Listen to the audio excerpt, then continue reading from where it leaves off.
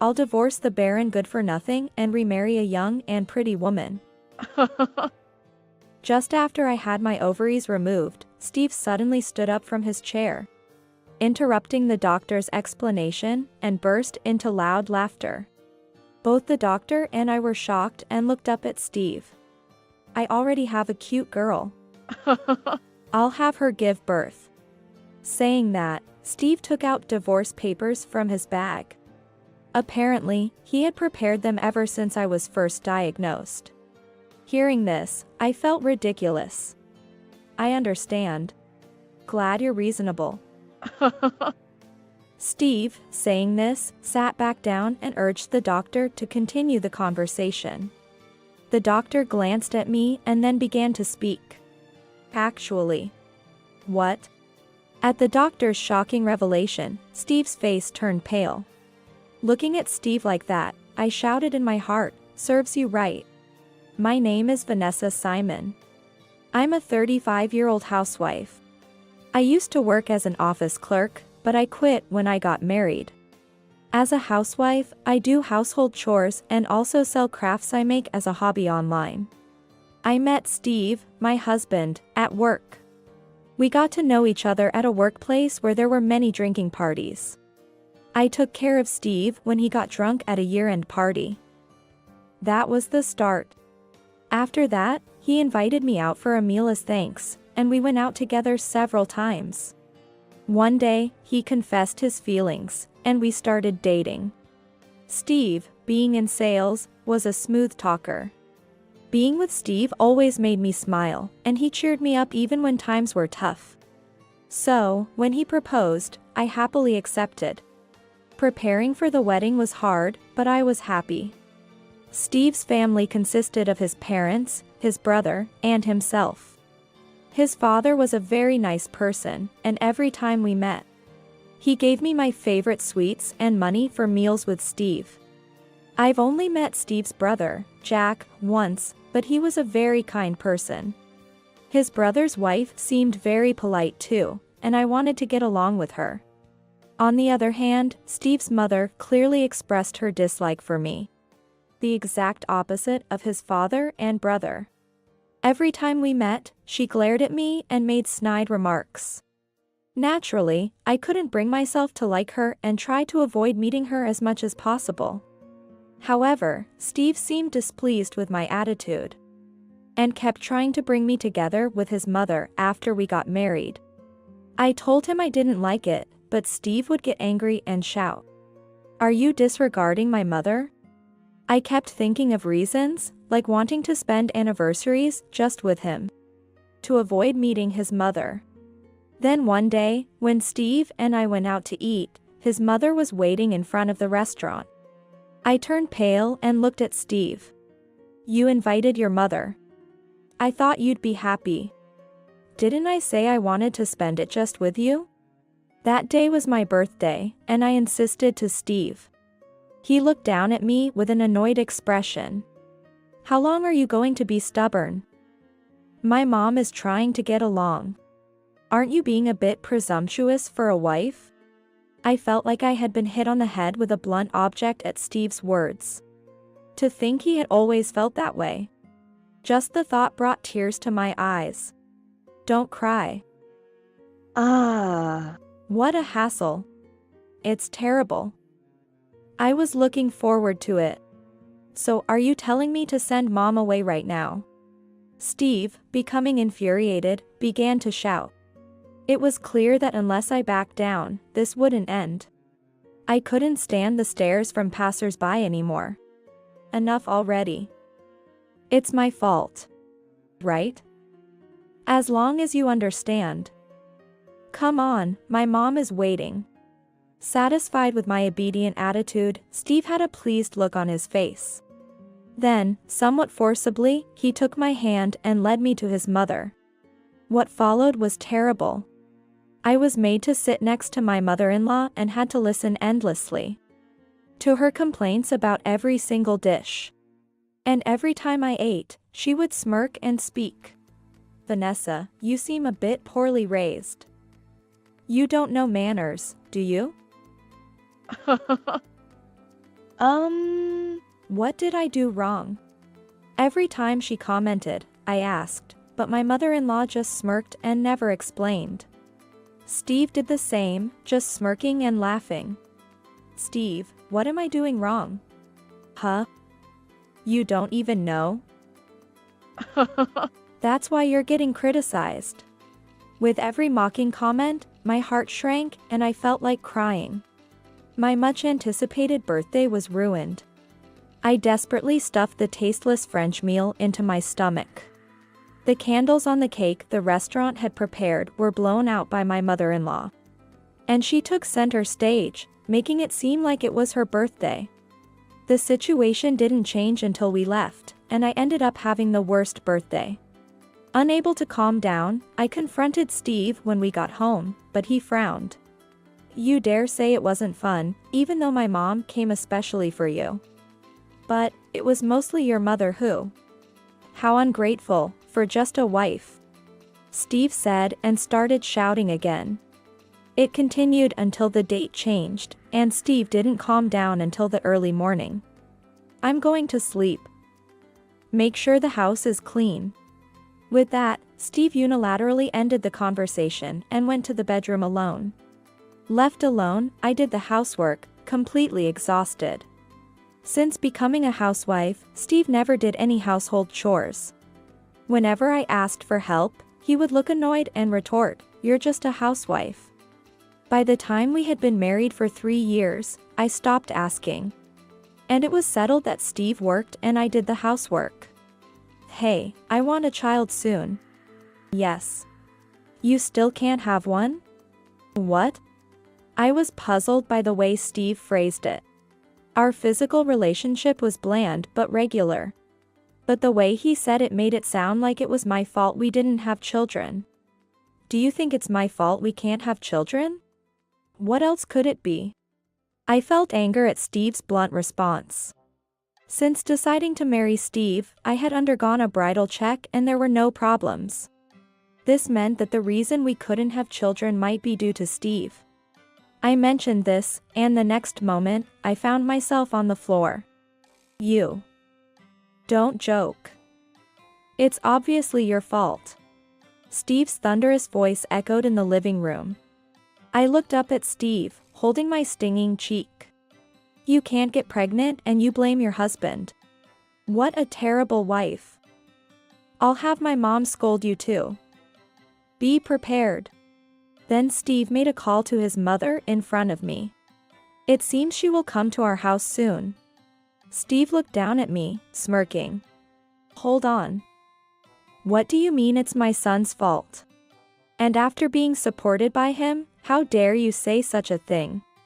As soon as my mother-in-law entered our house, she slapped me across the face.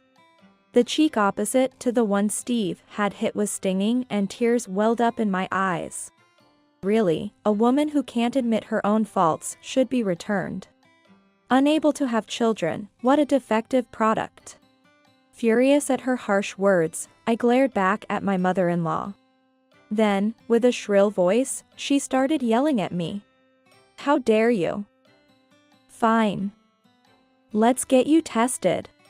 Once we find the cause, we'll get compensation and get you divorced. So be prepared for that. Understood. I nodded to my mother-in-law's words.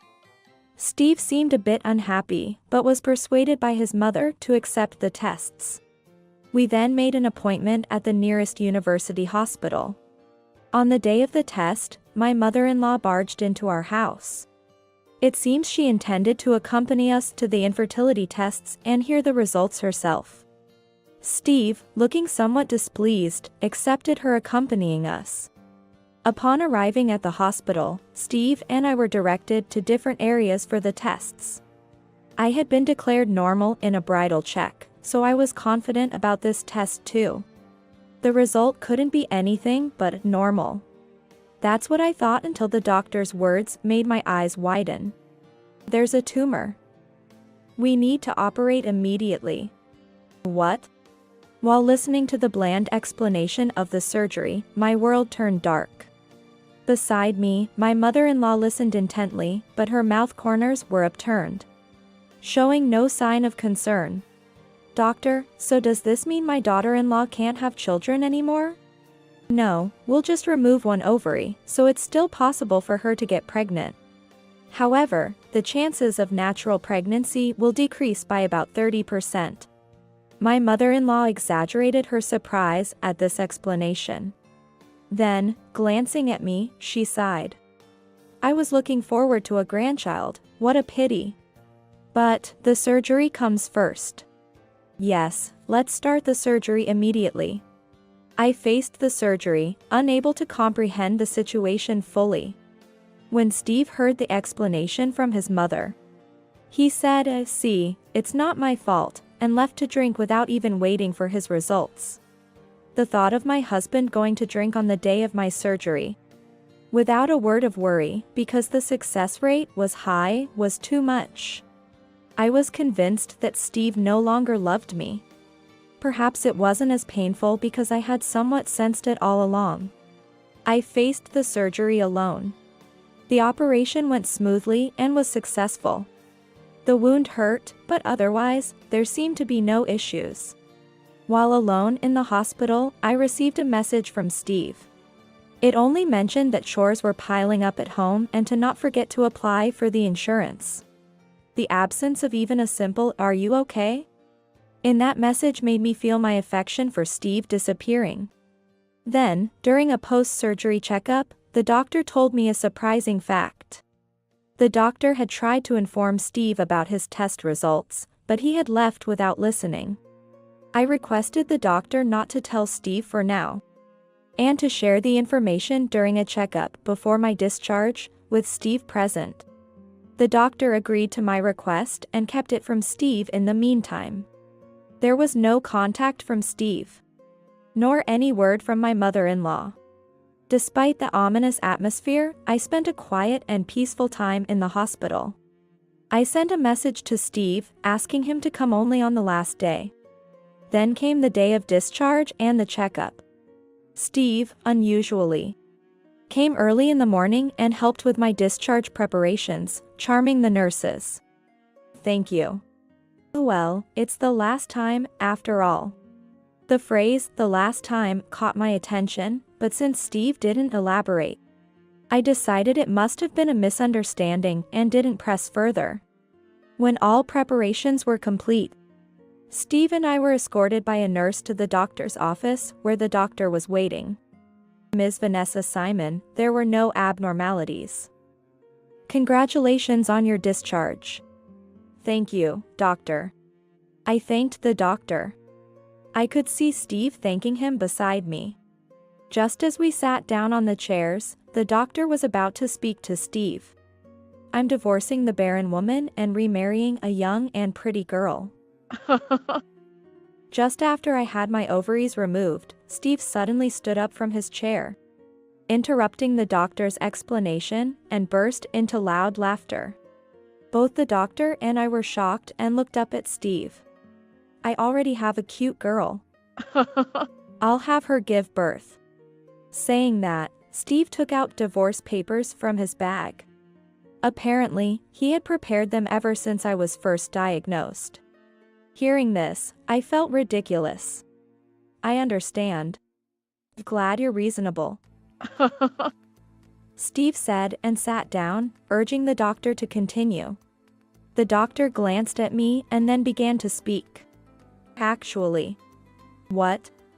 Steve's face turned pale at the doctor's shocking statement. I looked at Steve and screamed in my mind, "Serves you right." Steve, unable to grasp the situation, was trembling and pale. I sat beside him with a calm expression. What do you mean I'm infertile? It's clear that Steve has no viable sperm. Not only natural conception is impossible, but fertility treatments offer no hope either. Lies. Steve shouted and then grabbed my shoulders, turning to yell at me in pain. You set this up, didn't you? Because I said divorce, this is your revenge?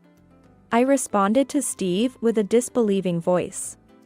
Why would I need to do such a thing? I didn't even know about the divorce until you mentioned it here. Is that so? Steve slumped back into his chair, muttering something. Then, after a while, he asked the doctor a question. Doctor, is it really 0%? Strictly speaking, it's nearly impossible. Unless a miracle happens, natural conception is out of the question. Steve's face brightened up at those words, and he immediately started smirking. Sorry, Vanessa. Seems like I've made that miracle happen. What do you mean? My girlfriend, she's pregnant. I was genuinely surprised at Steve's words, and even the doctor's eyes widened. Naturally. We came as a couple for consultation. And one of us was announcing the pregnancy of an affair partner. So, I need the divorce done quickly. I've got to get my registry sorted. Steve, in a cheerful mood, looked as if he might start dancing at any moment. I silently took the divorce papers. I agree to the divorce. But I'll be discussing compensation and property division through a lawyer later. Just so you know. Got it, got it. She's cute, so don't be jealous. I replied to Steve, who was making unnecessary concerns, with exasperation. Then we parted ways at the hospital. I returned home, and Steve went back to his parents' house. As soon as I got home, I started packing. I also decided to check Steve's study. It seemed he didn't bother to hide anything, as I found plenty of evidence. It appears Steve met his mistress at a bar where she was working. He probably started talking to her while she was on shift. When I opened his computer, his messaging app was open, and I could see everything. There were many suspicious photos, and I sent them all to my phone. Normally, seeing loving photos of your husband with someone else would bring tears. But I was so out of love for Steve that I couldn't cry. Instead, I almost laughed. The next day, I printed the conversations and photos from the messaging app and went to a nearby law firm. The female lawyer there was very kind and listened to everything. She even got angry with him and agreed that we should punish Steve hard. I then sent a letter of demand to Steve at his parents' house. The day the letter arrived, I received numerous calls from Steve. Reluctantly, I answered the phone. Hey. What's this? What do you mean? It's a letter of demand. Not that. What's this about compensation? Apparently, he hadn't listened to me clearly at the hospital. I already explained. The compensation is for your infidelity and verbal abuse. But I told you my girlfriend is pregnant. I can't pay compensation. Isn't your girlfriend gone now? Hearing this, Steve gasped. As expected, he was surprised, and I couldn't help but laugh. You should have told her you're married. I am now registered with her, so it's not cheating. That kind of selfish argument won't fly. Hearing my incredulous response, Steve started shouting in anger. It seems he had never told his mistress that he was married. I was shocked when she called me right after receiving the letter of demand. She had felt something was off with Steve's father's behavior. And Steve's and his mother's words. She hadn't submitted the marriage registration yet. And told me she was planning to leave the house. I had learned another crucial piece of information. But decided to save it for last. I only told Steve about these 2 points. He was speechless upon hearing them. If you hadn't interfered, I would be happy by now. No, it's your fault for not telling her. Steve seemed at a loss for words again. I spoke to him with a half smile. Anyway, please make the payment. I think you're going to have a tough time. Hey, do you know where she went? Steve must have been desperate to ask me that. I did receive a call from her, but she didn't tell me where she was going. When I told him that, Steve clicked his tongue.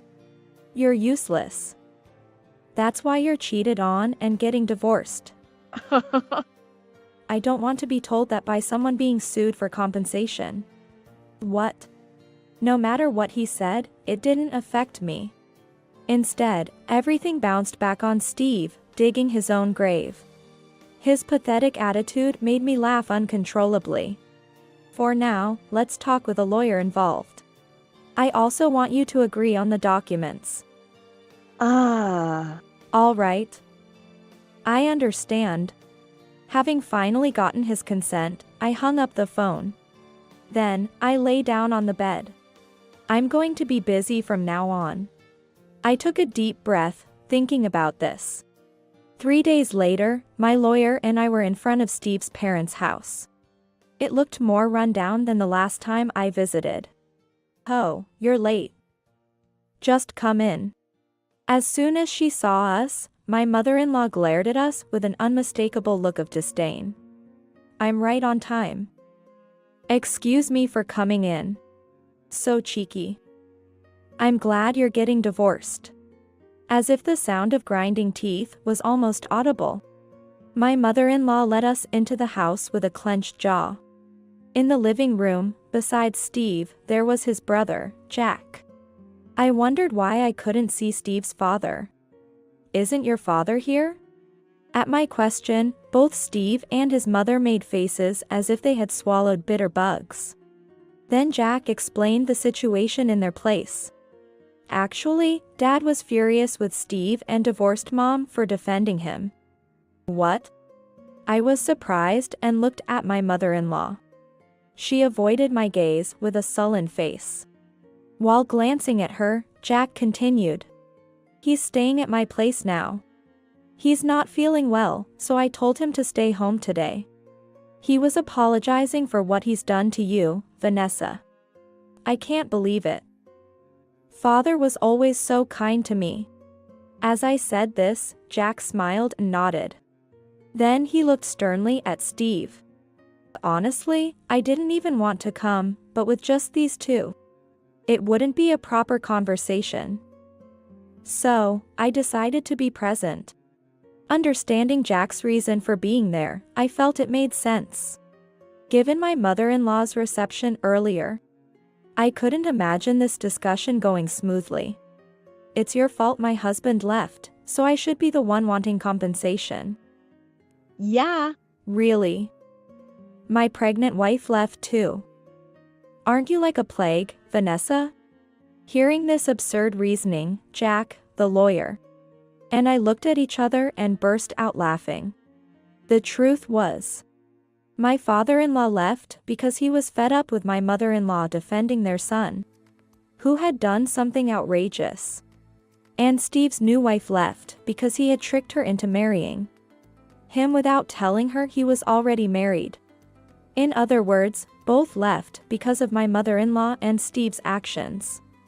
With all due respect, both you, Mother and Steve, are untrustworthy by every act.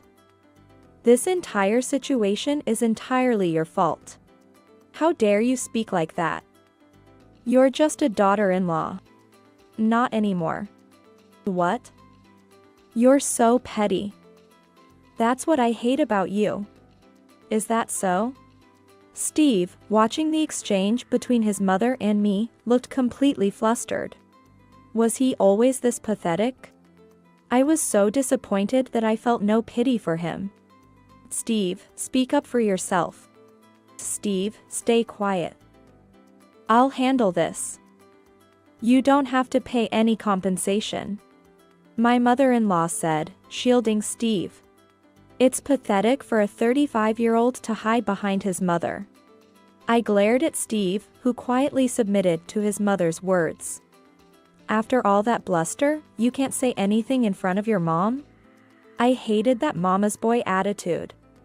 I'm not a mama's boy. Finally responding, Steve prompted me to drop the bombshell. Did you tell your mother that you're infertile? That's enough about that. That's where it all started. Shut up. Seeing Steve's panicked reaction, I realized he hadn't told his mother. I laid out the medical reports I had brought in front of my mother-in-law. She turned pale as she looked at them. What is this? This is a misunderstanding. It's true that it's difficult for me But she did get pregnant, so it's not zero possibility. Hearing Steve's words, my mother-in-law sighed with relief and then turned to me with a triumphant look. You're so mistaken. Just because you're barren, don't make Steve impotent too. Are you really sure it was Steve's child she was pregnant with? At my words, my mother-in-law looked stunned for a moment, then glared at me fiercely. I decided to show more evidence to both her and Steve. Here, I have an investigation report. It seems she's been quite active around, and there were multiple men in her history. What? Steve snatched the report, reading it with a pale face. Then, seeing the last part, he slumped down in defeat. There, it was written that while she was dating Steve, she was also seeing another man, whom she married after leaving Steve's family. And the results of a DNA test confirmed that the child was that man's. So, that means I'm impotent? Unfortunately, it seems so. As I pressed the point, Steve burst into tears, clearly devastated by the reality of his impotence. Lies, I won't be deceived. It's impossible for Steve to be impotent. Refusing to believe, my mother-in-law tore up the investigation report. Anticipating this, I presented another copy of the same document. My mother-in-law glared at me resentfully. That's when Jack started laughing. This is hilarious. My brother, who always mocked me, turned out to be impotent. Jack was laughing hysterically at Steve. He then showed his phone to Steve. I'm already the father of 2. I let Dad meet them, but I never told Mom. She was already out of the picture. I have grandchildren? Why didn't you tell me? My mother-in-law leaned forward with shining eyes, but Jack looked at her coldly. Why would I tell you anything? We're estranged, remember? You haven't forgotten what you did to my wife, have you? Jack then explained everything my mother-in-law had done to his wife. His wife, a high school classmate, had been constantly berated by my mother-in-law for being from a single-parent family. After they married, my mother-in-law's remarks only intensified, pressuring her about children and questioning her fertility at every turn. Jack's wife endured for his sake, but confessed everything when she found out she was pregnant. Jack confronted his mother and then moved out, cutting ties with her. Well, she was a bit mentally fragile, so I was just trying to toughen her up. I fell for her kindness. Don't meddle in things you don't understand. Jack's sharp words made my mother-in-law twitch. Even now, she showed no signs of remorse, causing Jack to sigh heavily. I didn't even want to come to Steve's wedding. But Dad said Vanessa was a good person, so I attended. I had no idea such exchanges had taken place. Steve ground his teeth in frustration upon hearing this. I hoped Vanessa might change Steve for the better. But in the end, he just hurt her. I've grown up. I went to a better university than you, and I earn more than you. Steve's triumphant attitude seemed pathetic. Jack looked at him with pity. You have no idea where I work, do you? You went to a third-rate university. It must be some small company. I'm actually the president of this company. Jack said so and handed a business card to Steve. He also handed one to me, and I was surprised when I saw it. I know this company. Are you the president, Jack? Yeah. That's right. Jack smiled confidently, while Steve just stared at the business card, frozen. No wonder. Since Jack's company was the one that made the custom-made suits Steve loved to wear. Jack, if you're that rich, you can easily pay Steve's compensation. You're his brother after all, just give it to him. That's a joke. I have no intention of paying a penny. Besides, Vanessa wouldn't be satisfied with that. Of course not. I'll make sure he pays it himself. Hearing this, Steve's shoulders slumped. I smiled at him, and he looked at me with desperate eyes. I was wrong, let's start over, okay? Thank you for everything until now. But there's no way I would reconsider, even if the world turned upside down. But Steve seemed utterly defeated, his head hung low. I placed the compensation agreement in front of him and asked him to agree. Well then, I look forward to the compensation payment. Thank you. As for me, this is Goodbye. we won't be meeting again. There was no reply from either my mother-in-law or Steve. Jack and I left them behind as we walked out of their house. A month later, Steve paid the compensation in full. Apparently, my mother-in-law sold some land to come up with the money. The land was where Steve's family house stood. And now my mother-in-law and Steve were living together in an old apartment near their workplace. After selling the land, half of the money went to Steve's father. And my mother-in-law was left with almost nothing after paying the compensation. My mother-in-law was going around telling her friends that I had swindled her out of money. But those who knew her character didn't take her seriously. Steve was later fired from his job due to his unhygienic appearance and increasing tardiness and absences. His work attitude wasn't great to begin with, and without his clean appearance, his pushiness became a liability, and he failed to produce results. After being fired, he's been hopping between part-time jobs but doesn't last long because of his personality. My mother-in-law is also working, but like Steve, she doesn't stick with jobs long, and their life is very tight. Jack and his wife are expecting their third child this year. Their father is looking forward to the grandchild's birth, actively helping Jack's wife and getting involved in their life more than ever. Even going on trips together, building a great relationship. Jack's children are very affectionate and call me Nessie, showing me a lot of love. As for me, I was hired by Jack's company. I've been put in charge of decorations for children's suits in a new project. Thanks to my knack for crafts. It's a responsible and nerve-wracking job, but it's fulfilling and fun. I've also recently started dating a man I met there. He's really kind and gets along well with Jack. They were high school classmates and he's close to Jack's wife too, often joining them for meals at their house. I've explained to him about my ovarian removal and the slightly reduced chance of natural pregnancy. I also told him about the reasons for my divorce. He's been very understanding, saying he doesn't care about that and wants to spend time with me. I feel the same, and lately, our routine on weekends has been enjoying our shared hobbies of reading and crafting either at his place or mine. He's even mentioned wanting to introduce me to his parents soon, which has me nervously working on handcrafted gifts for them right now. Vanessa, can you make the rose decoration? Leave it to me. My days are busy but filled with joy and enthusiasm. I'm looking forward to a happy life filled with things and people I love.